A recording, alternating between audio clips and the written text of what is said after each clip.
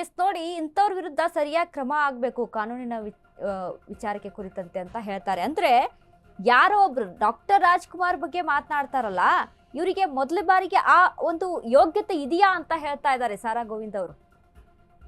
ಕನ್ನಡ ಇಂಡಸ್ಟ್ರಿಯಲ್ಲಿ ಎಲ್ಲಿದ್ದಾರೆ ಇವರು? ಒಂದೆರಡು ಮೂವಿ ಮಾಡಿದ ತಕ್ಷಣ ಇವ್ರು ದೊಡ್ಡ ಸಾಧನೆನಾ ಇವ್ರದ್ದು?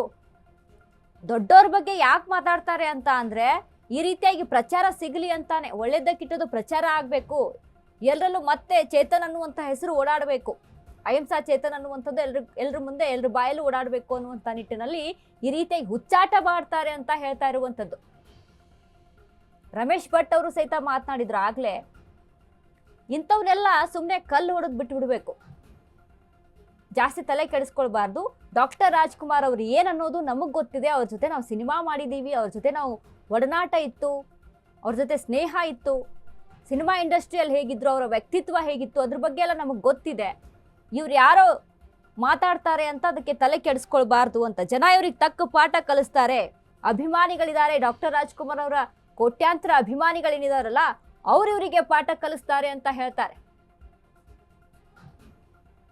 ಎಸ್ ನೋಡಿ, ಪದ್ಮವಿಭೂಷಣ ಪ್ರಶಸ್ತಿ ಪಡೆದಂಥವ್ರು, ಎಂತೆಂಥ ಸಿನಿಮಾಗಳನ್ನ ಕೊಟ್ಟಂಥವ್ರು, ಎಜುಕೇಶನ್ನು ಕಮ್ಮಿ ಡಾಕ್ಟರ್ ರಾಜ್ಕುಮಾರ್ ಅವ್ರದ್ದು, ಬಟ್ ಅವ್ರು ಮಾಡಿದಂಥ ಸಾಧನೆ ಇದೆಯಲ್ಲ, ಸಾಧನೆಗೆ ಎಜುಕೇಶನ್ ಒಂದೇ ಮುಖ್ಯ ಅಲ್ಲ ಅನ್ನುವಂಥದ್ದನ್ನ ತೋರಿಸ್ಕೊಟ್ಟಂಥವ್ರು. ಕಲೆ ಯಾರಪ್ಪನ ಸೊತ್ತು ಅಲ್ಲ, ಹೇಗೆ ಬೆಳಿಬೇಕು, ಹೇಗೆ ನಟನೆ ಮಾಡಬೇಕು ಅನ್ನುವಂಥದ್ದನ್ನ ತೋರಿಸ್ಕೊಟ್ಟಂಥವ್ರು ಡಾಕ್ಟರ್ ರಾಜ್ಕುಮಾರ್ ಅವರು.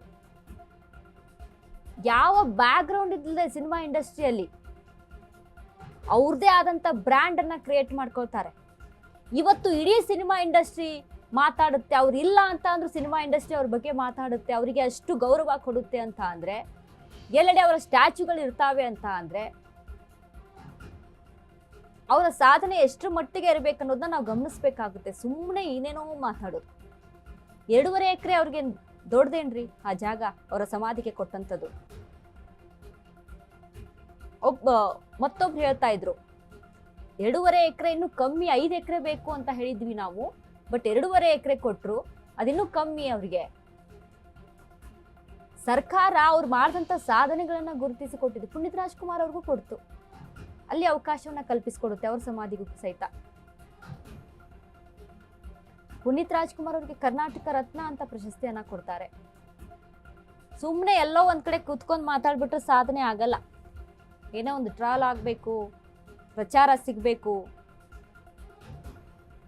ಎಲ್ಲೋ ಮರೆ ಮಾಚ್ಬಿಟ್ಟಿರ್ತೀವಿ, ಮತ್ತೆ ಕಾಣಿಸ್ಕೊಳ್ಬೇಕು ಅನ್ನುವಂಥ ರೀತಿಯಲ್ಲಿ ಈ ರೀತಿಯಾಗಿ ಸ್ಟೇಟ್ಮೆಂಟ್ ಕೊಡ್ತಾರೆ ಅಂತ ಹೇಳಿದ್ರು ಸಾರಾ ಗೋವಿಂದ್ ಅವರು.